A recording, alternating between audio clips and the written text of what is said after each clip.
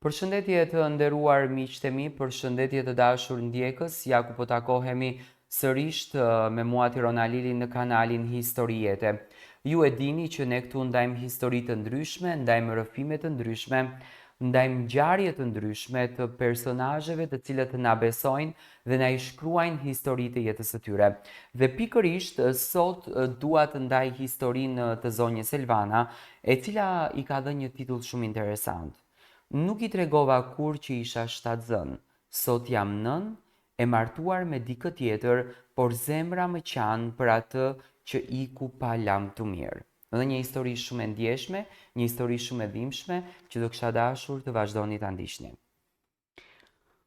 Nuk e di nga t'ja filloj me këtë rrëfim. Duart po më dridhen, sytë më janë mbushur me lotë. Kam kohë që e mbaj brënda vetes këtë histori, por sot nuk dua më të heshtë. Sot dua të flas për herë të parë, ndoshta për të kërkuar falje, ndoshta për të çliruar shpirtin tim nga një barë që nuk më ka lënë të jetoj e qetë. Ndodhin gjëra në jetë që nuk i zgjedhim vetë, dhe kur ndodhin, shpesh është vonë për t'i kthyer më pas. Isha vetëm 17 vjeç, kur e njoha atë që e quajnë Erik. Ai ishte 25 vjeç, më i pjekur, më i vendosur, më me atë buzëqeshje që më vinte zemrën në vend çdo herë që unë ndjehesha keq. Dhe më donte. Nuk kam asnjë dyshim për këtë. Më donte me gjithë shpirtin e tij, siç e do dikush që mendon se më në fund ka gjetur njeriu e jetës. Dhe unë e doja po aq.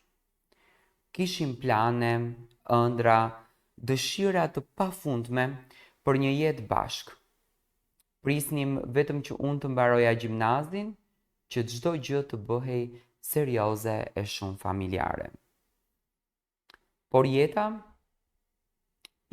nuk pyet për plane. Sa po mbarova shkollën, filluan dhimbjet e barkut. Trupi im fliste me një gjuhë që nuk e kuptoja menjëherë. Dhe pastaj, lajmi, isha shtatzën. Fjalët më ngelën në fyt. Unë piva, koka më trokiste si daulle. Çfarë do bëja? Si do ja thosha? Si do reagonte ai? Si do reagonin prindërit e tij? Por nuk i thash asgjë, as atij, as vetes, as askujt. Heshta, u mbylla në vetvete, lot, net pa gjumë, frikë dhe një dhimbje që më gërrynte shpirtin. Nuk mundesha të flisja, mundesha ta përballoja, dhe në gjithë këtë stuhi ndodhi edhe më e keqja. Prindërit mësuan që unë kisha 2 vjet në një lidhje me të. Ata nuk ishin dakord kur me këtë marrëdhënie. Për ta, ai ishte shumë më i madh dhe nuk ishte i duhuri, dhe vendosën që të më ndanin, me çdo kusht prej tij. Më dërguan në Greqi, më larguan nga çdo kujtim, çdo copë e dashurisë që kisha ndërtuar me aq shumë mund. E nuk u thash kur që unë isha shtatzën. Në Greqi zemra më rikte fort çdo ditë. Frika se dikush do të më kuptonte, frika se do më detyronin të lindja, frika se do mbetesha e vetme me një fëmijë në vend të huaj, dhe pastaj një ditë i fola gocës së hallës sime. I ja tregova të gjitha. Më ndihmoi.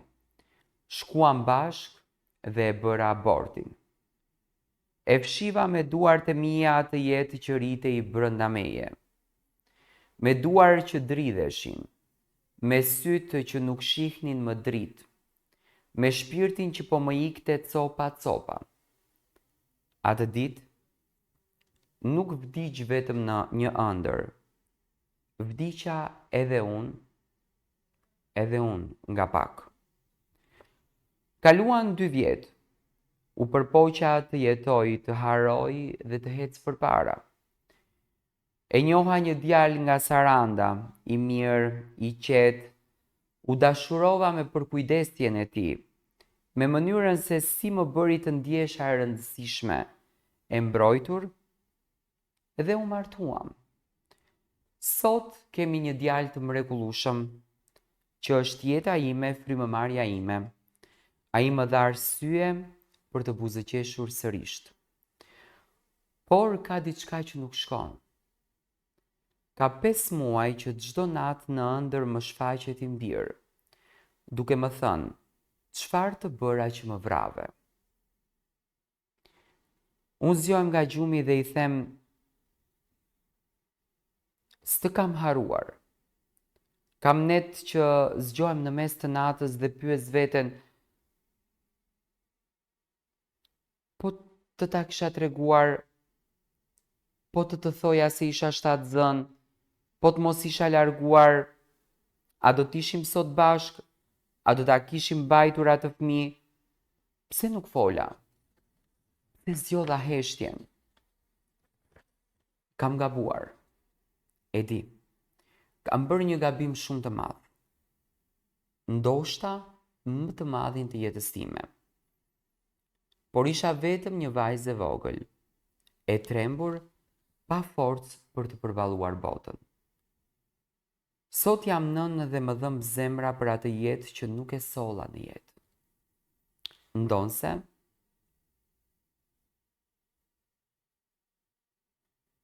këtë letër do ta dëgjosh në qiell, më fal. Por i kërkoj falje edhe familjes time.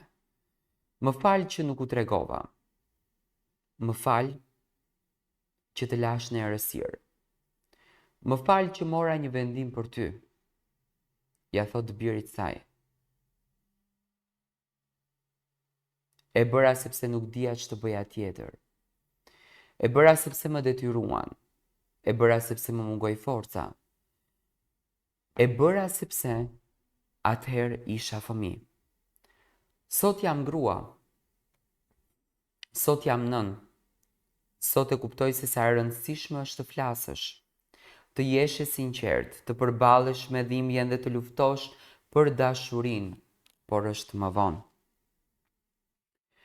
Zoti e di sa herë të kam përmendur në lutje, Zoti e di sa herë kam qarë për atë që humba.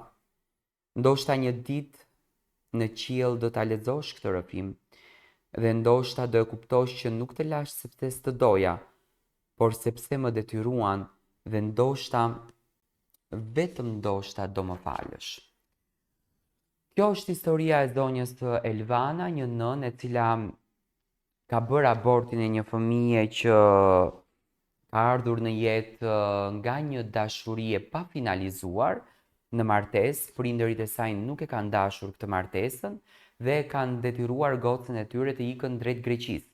Tani në momentin kur ka ikur në Greqi, normalisht që kontaktet janë shkëputur familjare dhe me çunin tjetër, flasim për vite të mëhershme, kur nuk ka ekzistuar Viberi, TikToku, Instagrami, këto budallalliqet e ditëve sotshme. Dhe në këtë mes, do me thënë, zonja Elvana ka lidhur një dashuri tjetër, por ka abortuar çunin, sepse ka patur frikë që të arritën e vetme, të lufton e vetme, të godet e vetme. Por tani ky çuni shfaqet çdo natë në ëndër dhe zonja Elvan ka nevojë për ju. Si të shpëton nga ky ankth, nga ky mlef, nga kjo urrejtje që atë ka kapluar shpirtërisht nga djali i saj në ëndër.